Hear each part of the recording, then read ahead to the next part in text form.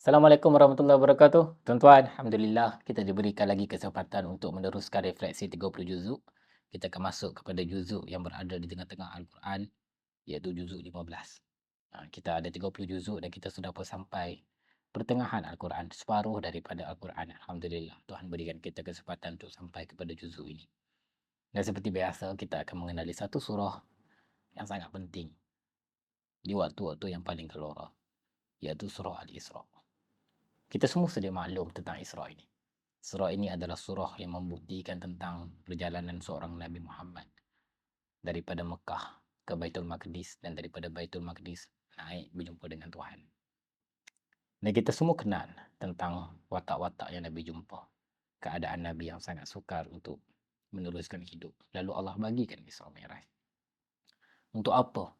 Untuk memujuk Nabi yang Nabi tak pernah sendiri. Nabi berjumpa dengan para Nabi dan juga Rasul. Nabi mengimami mereka dekat Baitul Maqdis. Lalu Nabi naik berjumpa dengan Tuhan dan Tuhan berikan kepada Nabi solat. Nabi berjumpa dengan Nabi Musa. Nabi Musa kata, kaum kau tak ready. Patahlah balik dan rayulah agar dikurangkan jumlah solat itu. Kan Nabi pun pulang balik jumpa Tuhan dan minta dikurangkan. Kita semua tahu cerita ni, tuan-tuan. Kita semua tahu perjalanan malam yang sangat luar biasa itu. Semua orang tak pernah faham, semua orang tak pernah menyangka yang Nabi akan lalu malam macam tu. Semua orang tertanya-tanya, how can someone just just travel from the Masjidil Haram to Baitul Maqdis in one night and come back the same night. Kita tak pernah menyangka, orang tak pernah menyangka ada seorang sahabat Nabi yang absolutely true, iaitu Abu Bakar As-Siddiq. Di atas event yang sangat penting inilah beliau digelar sebagai As-Siddiq, sahabat yang membenarkan semuanya, kerana dia adalah orang yang percaya Nabi sebulat-bulat. Walaupun macam mana sekalipun kita menceritakan tentang malam itu, walaupun meriah macam mana sekalipun berita tentang malam itu, walaupun macam mana sekalipun orang dengar cerita tentang malam itu, orang tak percaya, orang percaya, disebarkan daripada pelosok bumi Mekah. Tapi hakikatnya yang mengembara seorang diri pada malam itu hanyalah Rasulullah sallallahu alaihi wasallam. Rasul hanyalah mengembara seorang diri.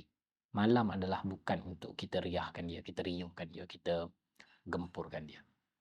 Sehebat macam mana pun malam tu, at the end of the day, someone who travel, go through it alone is Muhammad. Macam mana sekalipun meriah malam itu, yang lalunya hanyalah seorang Muhammad, seorang diri. Kesendirian, kesunyian adalah apa yang menjadi teman kepada Rasulullah sallallahu alaihi wasallam sampailah dekat Baitul Maqdis. Kita kadang-kadang lupa bahawa malam yang kita sebut sebagai malam yang agung itu adalah malam yang paling sunyi pada seorang Muhammad. Kerana dia hanyalah seorang yang berjalan di atas lembaran takdir. Tuhan kata naiklah engkau dekat buruk ni, maka engkau naik. Tuhan benarkan Nabi untuk lalu merentasi masa sampai ke Baitul Maqdis, maka Nabi lalu. Tuhan benarkan Nabi untuk naik berjumpa dengan Allah Ta'ala, maka Nabi pun akui dan juga berjumpa dengan Allah Subhanahu Ta'ala. Kita tak tahu bahawa yang melalui semua itu hanyalah seorang Muhammad. Dan dia adalah seorang diri. Dan saya nampak bahawa surah Al-Isra, walaupun dia adalah tentang malam yang besar, tapi esen kepada malam itu adalah kesendirian, aloneness. Jadi juzuk 15 adalah tentang itu. Tentang malam yang Tuhan telah ciptakan kepada kita untuk menyendiri. Dan bila kita tengok balik dekat tengah-tengah, hampir tengah-tengah, selepas lebih sikit daripada tengah-tengah surah ini, surah Al-Isra, iaitu ayat 79, kita akan jumpa satu ayat. Minal laili fatahajjat bih. Dan pada malam itu, kata Allah Ta'ala, fatahajjat bih. Bangunlah. Bangunlah engkau dan semayangkanlah tahajud. Nafilatan laka asa. Agar engkau apa, kata Allah Ta'ala? Agar ia menjadi tambahan bagimu. Asa an yab'asaka rabbuka maqaman mahmuda. Agar apa? Agar Tuhan bangkitkan engkau senanti dan menempatkan engkau pada hari kiamat nanti sebagai orang yang mendapat tempat yang sangat terpuji, kata Allah. Jadi kadang-kadang kita duk cerita pasal malam itu, kita lupa yang Allah pesan dekat kita bahawa malam ini adalah malam untuk kita bangun. Dan selepasnya ayat 80, Allah bagi doa dekat kita. Wa qur rabbi dkhilni madkhala sidqin wa akhrijni makhraja sidqin waj'al li min ladunka sultanan nasira. Allah bagi doa dekat kita. Untuk apa? Untuk kita manfaatkan malam tersebut. Jangan bercerita tentang malam yang hanya sekadar cerita-cerita enak dan juga seronok didengar. Tapi jadilah kita orang yang mengejar dan juga memburu malam untuk terus berdoa secara sendiri dengan Allah Subhanahu Wa Taala, kepada Allah Subhanahu Wa Taala. Kadang-kadang kita lupa, Fani. Kita lupa yang kita ni hamba yang hanya Allah tak minta kita hanya tahu tentang Isra' dan Mi'raj dan kita acknowledge kejadian tersebut. Tapi Allah juga meminta kita untuk maknai malam-malam kita. Isra' Mi'raj sudah berlaku. Tapi malam kita masih boleh diisra'kan sebagai seorang hamba. Malam kita masih lagi perlu kita jalani sebagai hamba yang travel daripada dunia, pergi berjumpa dengan Tuhan, mohon doa kepada Tuhan, menyerah kepada Tuhan. Kita masih lagi ada malam yang perlu kita isra'kan dari konteks kehambaan kita. Jangan biarkan malam-malam itu hanyalah sekadar cerita-cerita di meja makan, di kedai mamak. Tapi jadikanlah malam-malam itu adalah malam-malam yang kita bangun fatahajjud. Kita bangun padanya. Dan kita menjadi hamba yang menambah semua amalan kita dan kita berdoa kepada Allah agar kita dibangkitkan di tempat yang terpuji satu ketika nanti. Kemudian kita berdoalah apa yang Allah telah berikan doanya kepada kita. Wa qur rabbi dakhilni madkhala sidqin wa akhrijni makhraja sidqin wa ja'alni min ladunka sultanan nasira, ayat 80 surah Al-Isra. Dan kalau kita tengok balik tuan-tuan, sebab surah Al-Isra ni dia datang sebelum surah Al-Kahfi, surah yang sangat terkenal. Ketika mana kita akan belajar daripada surah Al-Kahfi, cerita tentang perjalanan orang-orang yang telah pun diberikan anugerah dan juga berkat dan juga rahmat oleh Allah Ta'ala. Ashabul Kahfi, Nabi Musa dengan Nabi Khidir, Zulkarnain. Kita akan didengarkan cerita tentang Nabi Adam. Kemudian kita akan dengar cerita tentang